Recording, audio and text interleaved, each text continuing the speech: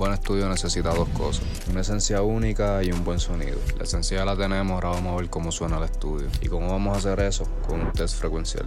Este test se hace para ver exactamente qué frecuencias tienes que tratar en tu estudio e ir mejorándolas poco a poco. Y en mi caso este fue mi resultado. Y viendo el resultado podemos ver que tengo que tratar un poco las frecuencias bajas, pero en verdad en general estuvo súper bien. Y con eso ya tenemos el estudio.